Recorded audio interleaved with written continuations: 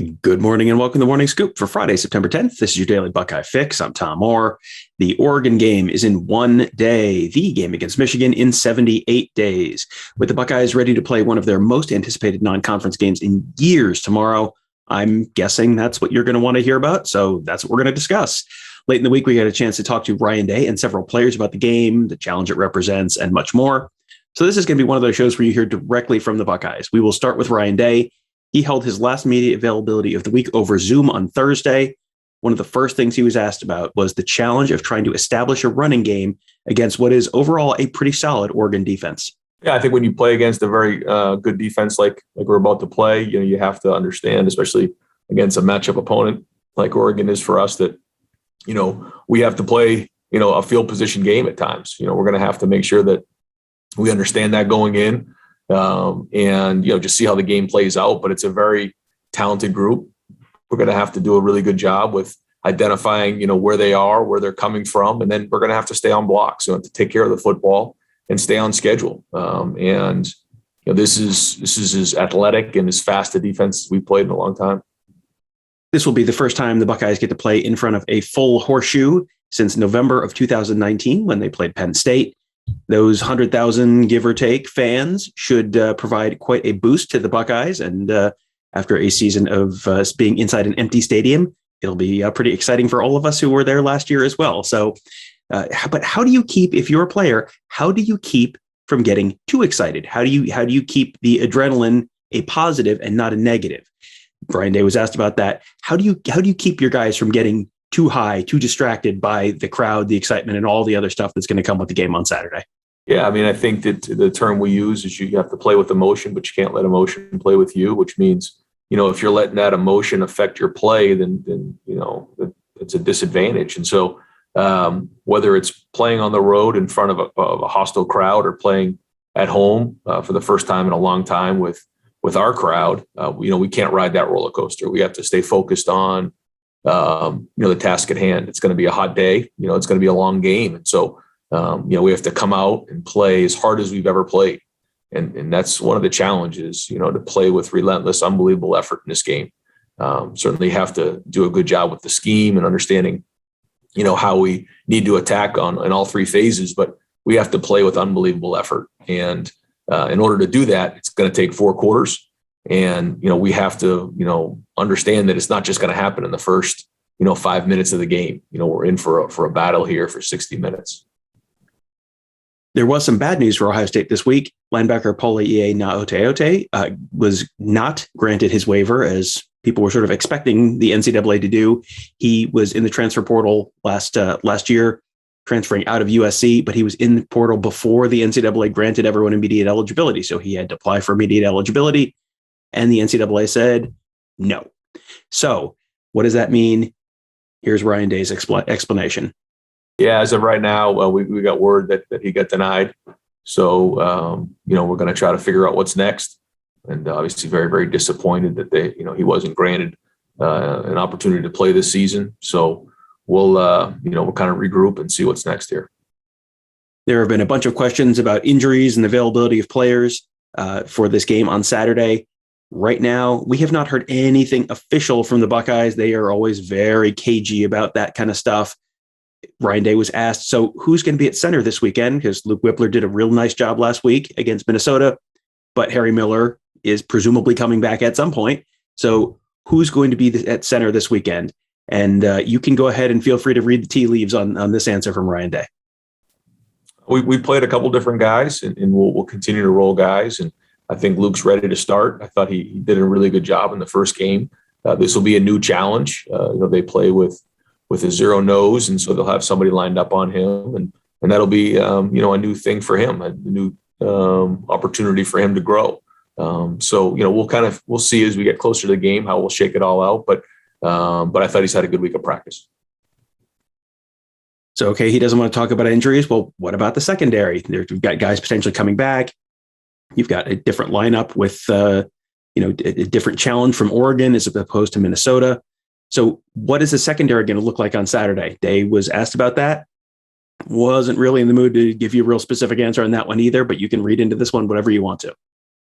We'll have, we'll continue to rotate guys. We're not going to get into details on who's starting and all those type of things, but I think that we will play depth. I think we'll need to play depth. I think that we'll probably plan on playing somewhere between 70 and 80 plays on defense. So that will happen, but we also want to try to find a rhythm, and find a chemistry back there as well. Yeah. So that's the balance that we're working on as we head into this thing. One guy who is definitely going to be playing at least some on Saturday is running back TreVeyon Henderson. The true freshman was explosive in his college debut at Minnesota. So then the question is he going to be playing more this week? I don't know exactly what the role is going to end up looking like. He's going to play a lot of football. We've seen big playability in him. He only had a couple of touches here the other night. Wish we had gotten more for a lot of guys, but he's got to continue to build on it and grow. Shown that big playability, though. Other freshmen who played against Minnesota, but in sort of a surprising way, were defensive ends JT Tuimoloau and Jack Sawyer. I think everyone expected Sawyer to play a lot more than Tuimoloau because he'd been here since January. Tuimoloau just got here over the summer. And then it was Tuimoloau who played more snaps than Sawyer did against Minnesota. So Day was asked, was that a reflection of the opponent, or is that just Tuimoloau being up to speed really quickly? Probably a little bit of both. I think that he has done a good job. I think he's very conscientious, and he can take meetings to field very, very quickly, according to Larry Johnson. And so he's very conscientious, and so he'll continue to build. I think he and Jack Sawyer both have an opportunity to play as true freshmen here and have significant roles. Ohio State's offense made its living with big plays against Minnesota. All their touchdowns came from more than 35 yards out, and a lot of those were on yards after the catch on receptions. That was a big development. Chris Olave talked about earlier in the week how he had been working on trying to improve his ability to get yards after the catch. And Ryan Day said that is a big development for the team, that they are doing that. Yeah, I think one of the emphasis for Chris coming into the season was run after catch, taking care of the football. I think that was something that, he felt like coming off of last year was something he needed to really work on. And so to seek, for a first game, a couple of big plays, run after catch, was encouraging. And so again, just a start for him, but good to see. He's got to continue to take care of that ball. And when you take care of the ball with great ball security, then you can have confidence in running through and forcing guys to tackle you. So hopefully more to come here as we head into this next game. CJ Stroud has pretty much nailed down the starting quarterback job at this point, and that's not really a big secret. They've talked about that. He started game one. The next question is, okay, so who's the backup? Ryan Day was asked about that. Have you identified a backup quarterback yet? Here was his answer. No, still haven't done that. Still a work in progress. I'd like to sit here and tell you that I think that we do have one. But again, we'll continue to build on this. It's a long way to January, and hopefully, guys start to separate themselves in that area. We also got a chance to talk to a number of Ohio State players this week. Tony Gerdeman and I shared our thoughts on most of them on an episode of Buckeye Weekly that dropped Wednesday night. So you can go back and listen to that if you want to hear our thoughts on several of those guys and what we heard from them. One of the guys we didn't discuss, though, was safety Bryson Shaw. He played a bunch against Minnesota and then became the top guy at the deep safety spot after Josh Proctor left with an injury. We still don't have official word on whether or not Proctor will play this week, which means Shaw could turn out to be a very important part of the Buckeye defense. He talked about how he and Proctor have made each other better throughout the year. I believe Josh is one of the best safeties in the country, if not the best, and he makes me elevate my game because, obviously I want to be the best too. And so, I push him, he pushes me. We have different but similar skill sets, and it's just been a blessing competing with him, and I wish him the best luck in everything he does. He's my brother. When he's out there, I get pumped up and happy for him. And I know when I'm out there, he gets pumped up and happy for me. So it's a brotherhood for real. Another new starter on the defense is Bullet Ronnie Hickman. He was the Buckeyes' leading tackler against Minnesota. Shaw said that the two of them go way back. Rocket and I, same class. We played lacrosse together when we were younger. We've been talking about this for a while. So I know personally, and I know the team had no doubts of how he was going to play. He played exactly how we expected him to play. We've seen it. I've seen it since I've been here. I've seen the growth he's had as a player and as a man, and this is just a start for him. That's just a start for Rocket.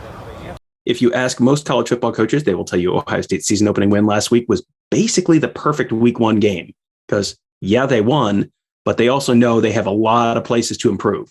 Shaw said that's something they're really taking to heart this week. Right. I mean, a while ago, I heard a quote from an athlete. I forget which athlete it was. And he said, a lot of people, learn from their losses. When, by then it's too late. You got to learn from your wins. So, we went out there, great game, tough on the road, and it was a great win. And there were a lot of mistakes, like you said. So, I mean, that's a wonderful thing that we had them so we can get them fixed now. So when, we got Oregon coming in our place, we get those mistakes corrected, and we'll be that much better of a team.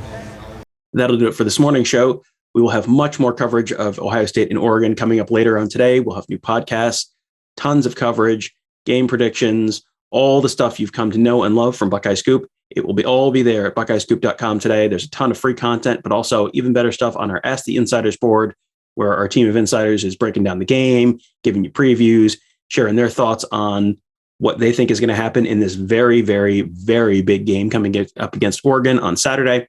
So consider becoming a member of buckeyescoop.com today. Get access to our team of insiders. You get access to some fun events. You get access to all the great stuff that Buckeye Scoop members have loved for more than a year now. There is a reason that the community is growing very quickly. It is because it is a fun place to be, and it is an informative place to be. So sign up today at buckeyescoop.com. Also, make sure you check out our YouTube channel. If you're already watching on YouTube, that's great. If you're not, you can go to youtube.com/buckeyescoop. If you subscribe to our YouTube channel, you get notified every time we post a new video. That's going to be important tomorrow on Saturday. Here's why. We're going to have some live pregame shows. We're going to have live postgame shows. We're going to have live interviews after the game with Ryan Day and the Buckeye players. The best way to make sure you don't miss any of that is to subscribe to our channel. You can hit the little bell on the channel, or you can, at the end of this video, there will be a little thing that pops up with the Buckeye Scoop logo on the right-hand side of the screen. Just click on that, and that'll subscribe you to our channel. Then you'll get notified every time we post a new video. That means as you don't have to sit there refreshing the computer, waiting for our pregame show to pop up tomorrow morning. You'll get a notification on your phone that says, hey, they're going to go live in just a minute. You can turn it on, get our access to our team of insiders. Kevin Noon and Tony Girdman and I will all be at the stadium early on Saturday morning. We'll have pregame shows. We'll have postgame shows, all sorts of great stuff. It's all at youtube.com/Buckeye Scoop. That'll do it for today. Thank you guys for joining us. Have a great day. We'll talk to you tomorrow.